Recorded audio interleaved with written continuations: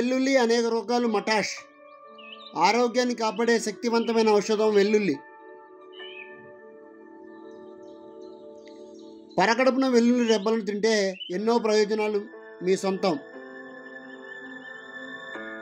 కీళ్ళ నొప్పులు, ఎముకల బలహీనతకు వెల్లుల్లి చక్కని పరిష్కారం.